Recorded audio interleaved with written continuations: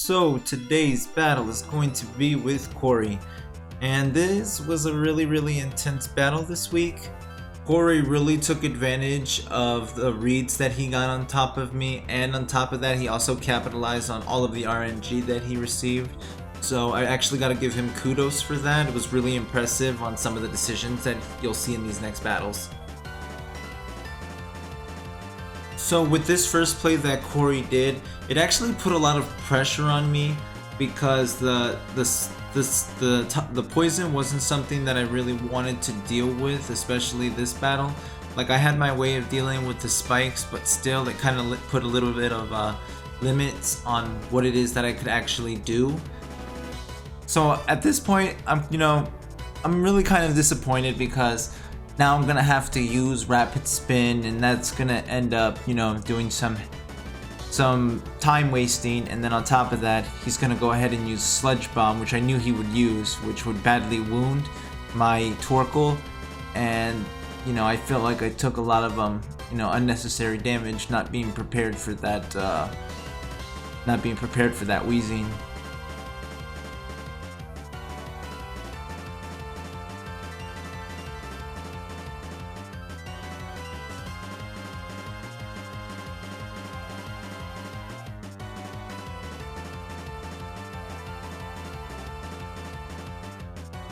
And then moving on to this next Pokemon, I kind of made a mistake here by sending out my Frostless, trying to see if I can get myself to set up as well and just wasting more time.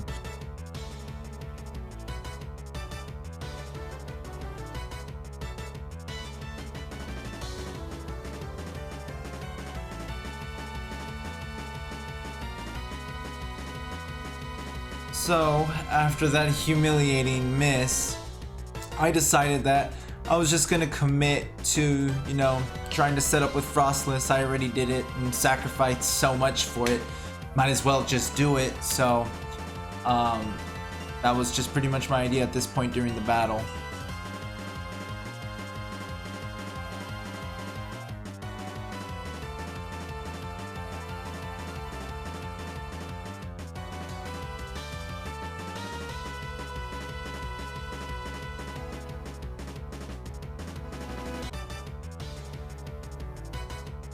Switching into my Torkoal, I thought was going to be a pretty good idea to check this thing, because I knew that there was just no way that Torkoal would be, one hit KO'd by Hitmontop. I just didn't think that it was possible because Torkoal's defense is pretty high,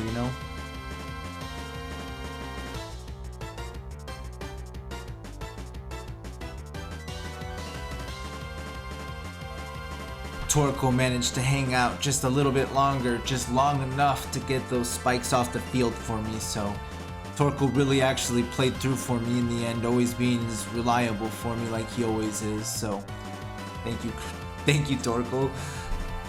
Now this is one of Cory's really hard reads. So he totally anticipates that I was gonna use Toxic as soon as he's seen Vaporeon, and he perfectly checks my Vaporeon with Weezing. It was a very impressive move.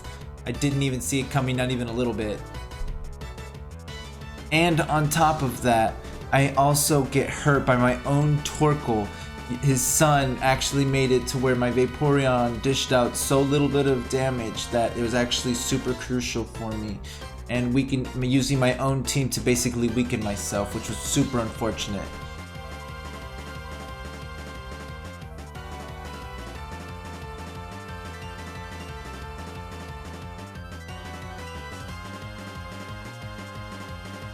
So Cory just completely reads me again, and I completely waste time with this Toxic, and it was really obnoxious, but it was a super good read. And then again, Cory putting the pressure on me, getting my Vaporeon, one of my most faithful Pokemon, poisoned. It was really disappointing, but hey, that's the way it goes sometimes.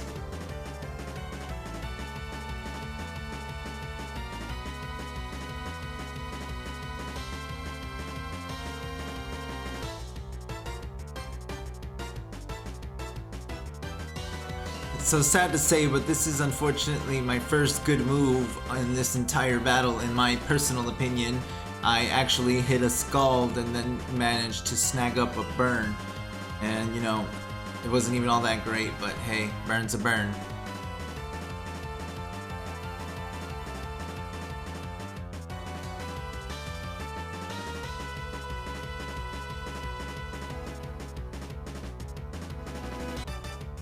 And then of course, you know, I see a burned Pokemon, so I gotta do it. I gotta switch into my Cloyster.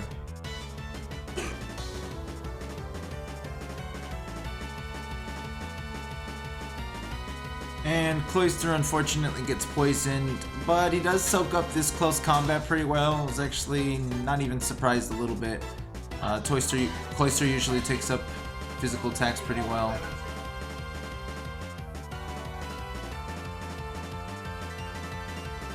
So I managed to get away with this Shell Smash and, you know, getting myself set up properly.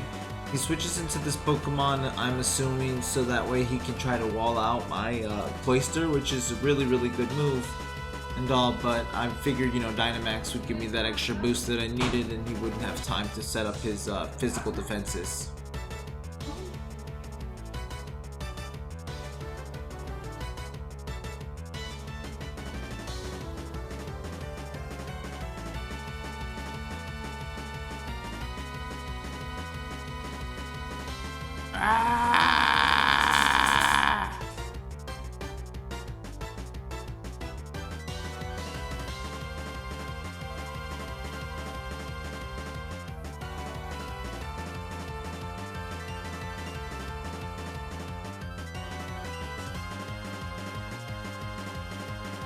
This is just hilarious to me because I'm just like, there goes that little lone sheep all by himself.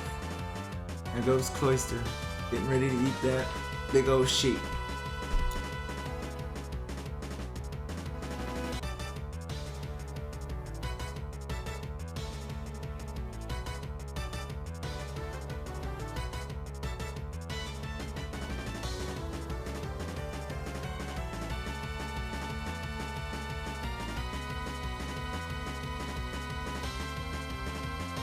Now, Cloyster is going to do, you know, surprisingly well for Pokemon that's pretty much burnt down and beat down, so, you know, I was pretty proud of everything that my Cloyster landed on this battle, so, pretty cool.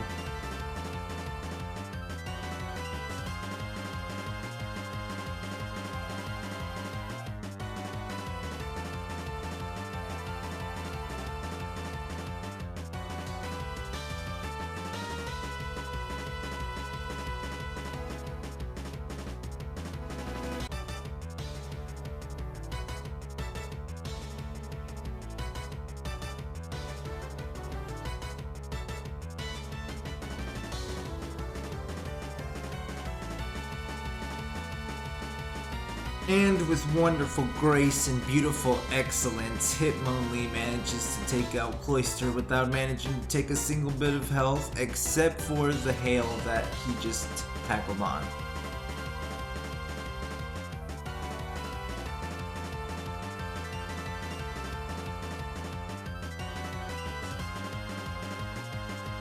Now this part, seeing this actually made me really sad because I realized that I shouldn't have taken my power knowing against the person that I was going up against. I should have kept my Scarf and my speed like I normally do. Choice Band works for certain people and then so does Focus Sash. So I tried to use Choice Band this set and didn't quite work out. We'll see how Focus Sash works for the next couple of sets.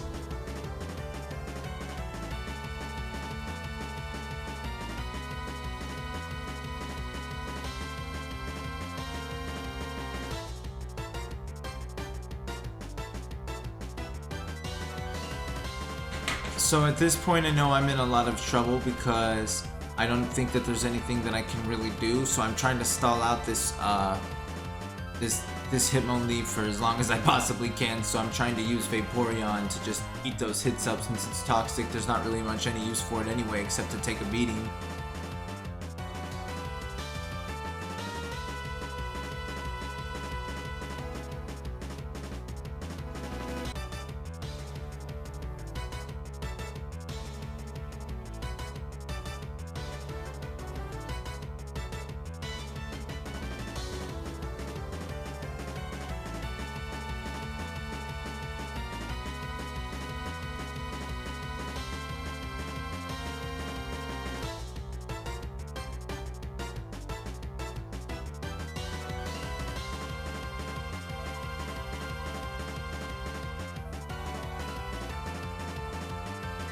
So recapping at this moment, I realized there was a bunch of mistakes that I've made that I could have easily done to make my battle improvement a lot better.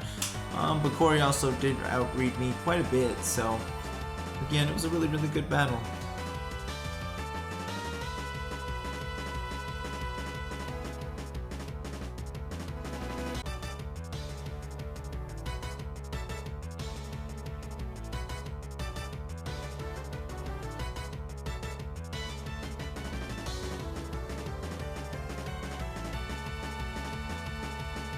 And to conclude this video, Machamp is pretty much just gonna get his face kicked in by Hitmonlee because he's got double attack and he outspeeds me, and there's not really much that Machamp can do about it, so that's gonna win the battle for Cory.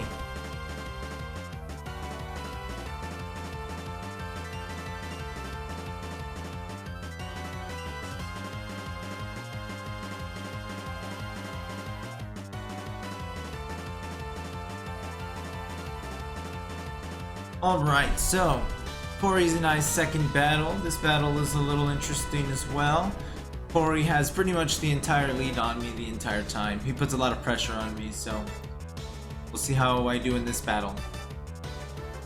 And then I'm going to be leading with my Frostless because I actually predict that he would be trying to use Fake Out Hitmonlee because that would be one of the best strats I can see outside of Wheezing.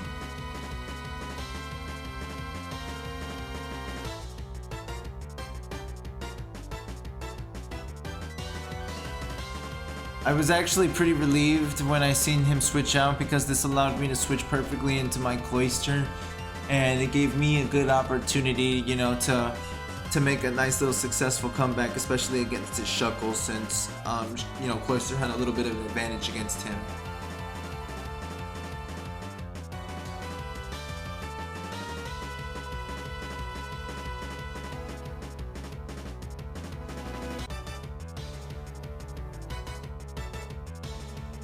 But of course, you know, our boy Cory doesn't make a mistake, and he manages to pull off one Toxic, making that Shuckle pretty much a tie for tie with each other because Cloyster can't really do much outside of just, you know, a couple of KOs, so we'll see what happens.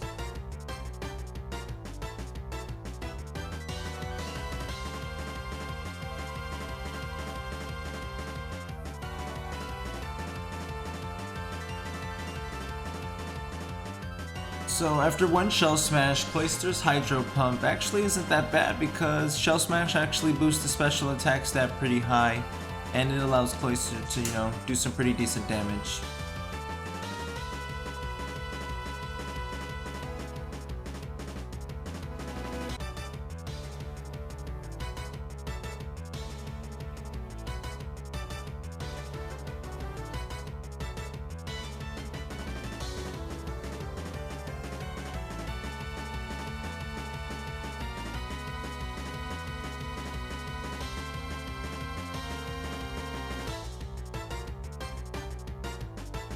Now Cloyster manages to go on a pretty decent little, you know, spree here. I managed to do a couple of really good reads against Cory here, and my Cloyster ends up, you know, taking advantage of, you know, those mistakes that Cory made and capitalizing on that really well.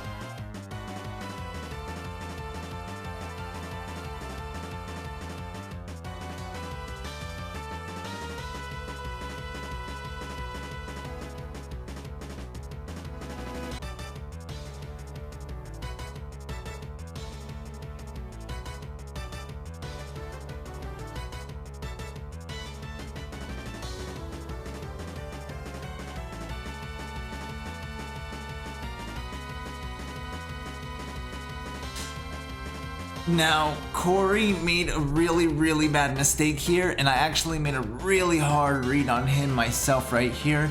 So he switches into Hitmonlee, and I'm just not buying it. I'm just thinking he's not gonna go for the fake out. He's gonna go for the switch, you know, kind of anticipating that I was gonna go into Frostless, and then I managed to sneak off more damage here, which was, you know, freaking awesome.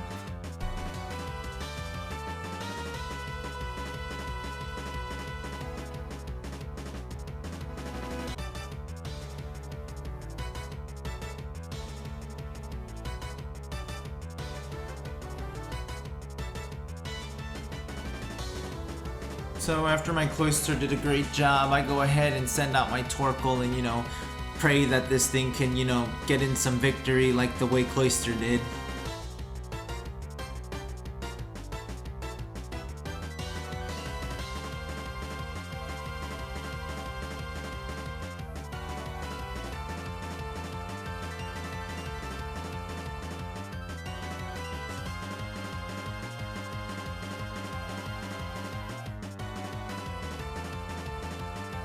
And then Torkoal is going to go ahead and clean up one kill for me, getting rid of that black sheep. So again, making sure that I'm checking all of my defensive walls.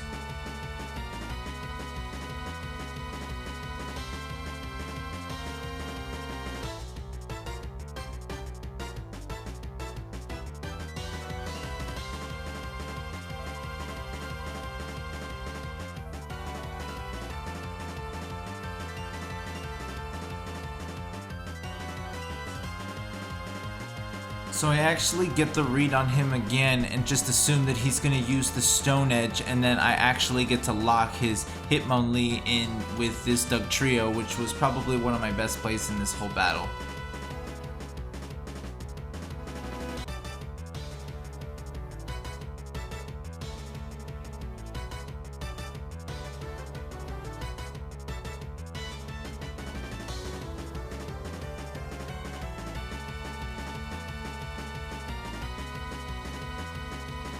So Cory makes an excellent move, trying to do the best that he can, using Intimidate on my Dugtrio, which was a really, really cool move. And, kind of limiting it, and Dugtrio getting an extra little kill here, so that was kind of cool.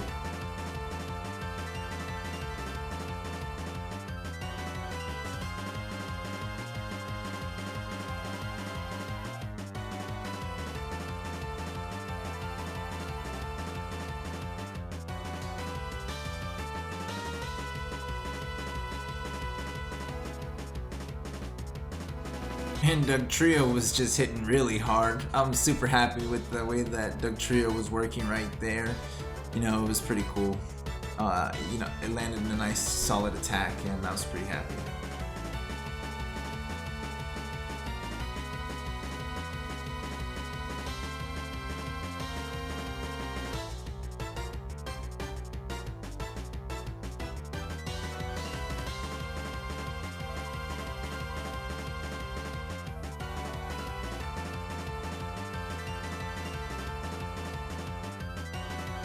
And this is pretty much going to conclude this battle. Cory did really, really well, but unfortunately I just happen to have really good leads. And Cory is about to have to do another battle. And we're going to see how great Cory does. Great job, Cory. We'll see you on the next battle. Let's go, guys.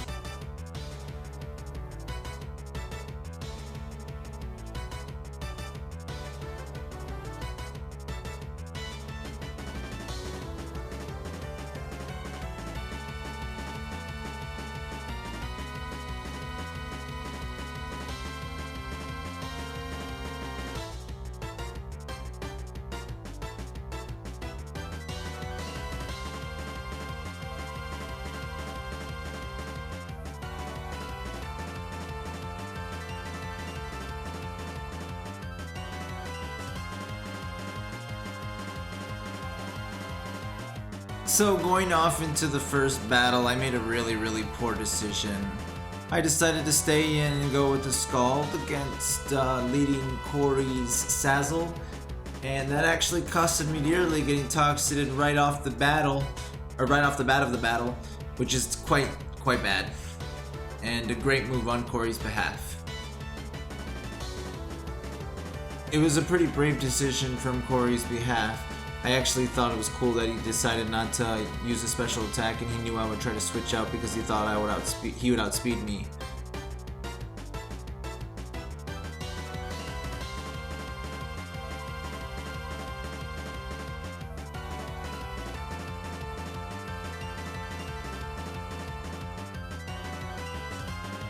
Thank God that I didn't use Toxic, because I was like, I am not getting hit by that again. That would just freaking suck.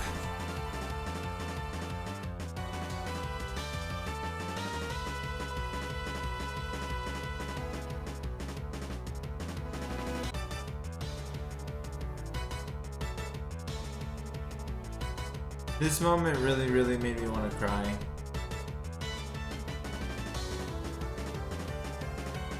That is what you call a really bad play.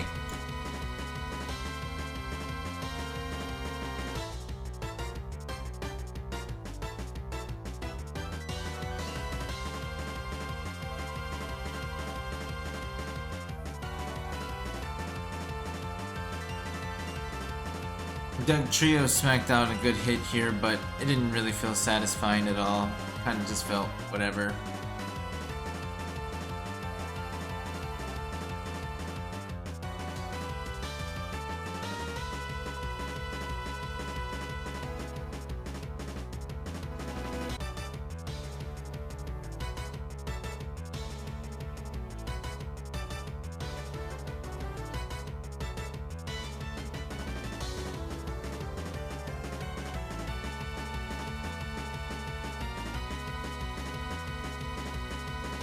This time I overread him and I just did not go for the Fire Blast. I switched out for whatever reason. Again, just a really bad play for my behalf, and of course getting outread by Cory.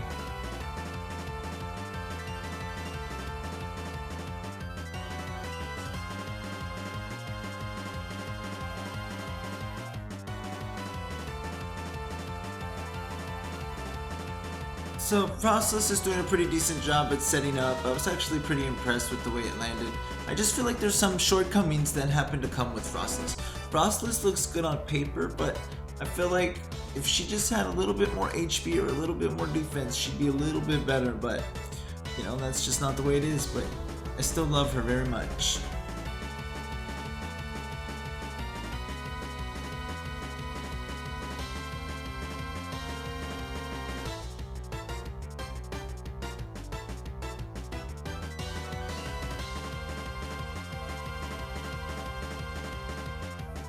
So instead of going for the Toxic, I decided to go on to heal up my Torkoal just to see if I can maybe dish out more damage and, you know, see if, you know, prolong Torkoal's longevity, obviously.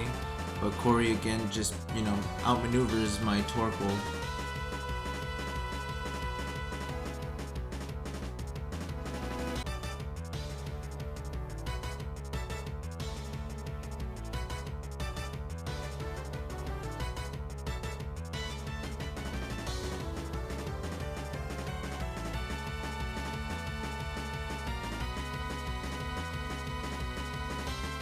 I'm really happy that my Torkoal pulled off one more play. Torkoal has been really reliable for me this entire season, and I actually love this Pokemon very much. I think it's actually really good in this type of meta, so I'm really happy that I took it this year. Torkoal got a little bit of shine.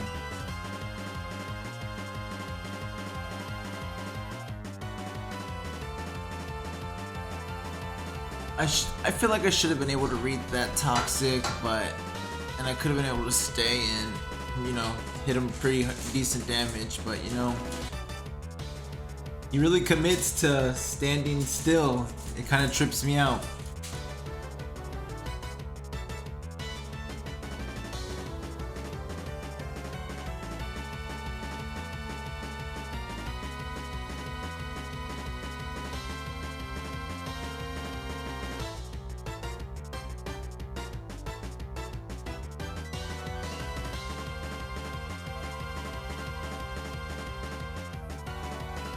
And the Sassel's gonna wear my Vaporeon down, and you know, Vaporeon didn't do so bad neither, but you know, that Sassel really put in work. That Pokemon was ridiculously obnoxious.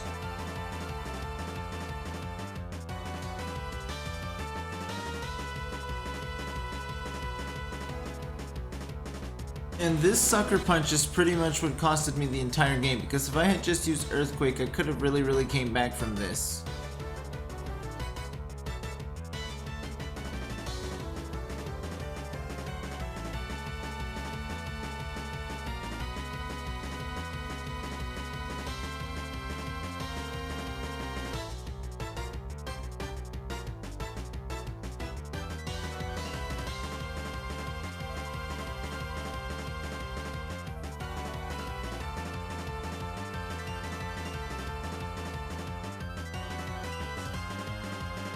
So I basically sent Frostless out there to get sacked, and that was the end of my poor little kimono girl.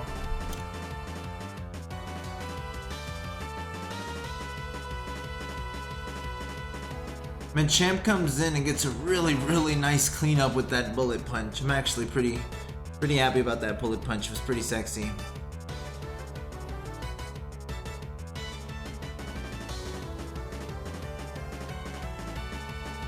Okay, I'm gonna be really honest with you guys because I'm totally a Gen 1er in a little kind of sense of way.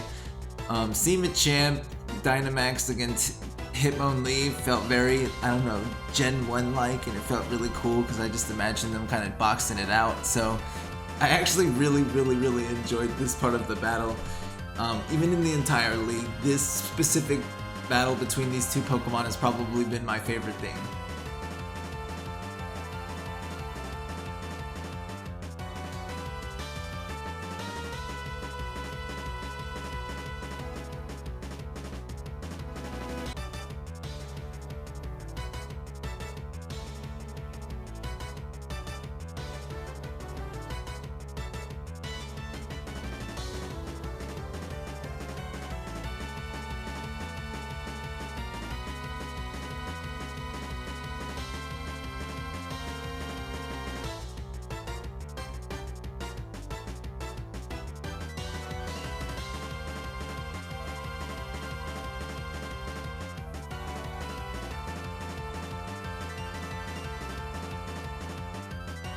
And of course, in a boxing match, Machamp is going to beat Hitmonlee. And what's really funny is I didn't think that I had my Dynamax all the way up, and I didn't. And then Cory sent me a picture of his, and he actually didn't even have all of his Dynamax candies up, so we were both at the same exact Dynamax, so it was actually pretty awesome.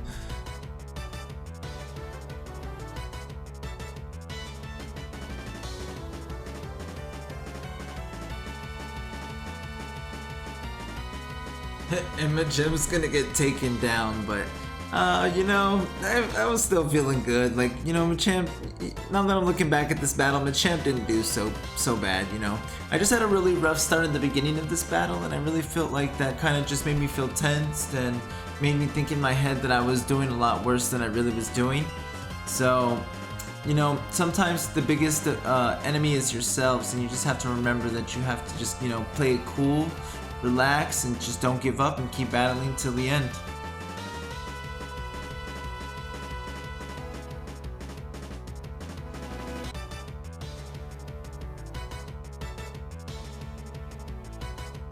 Now at this moment I really wonder what would have happened if I had actually went for the Fire Blast. Like, I actually truly wonder.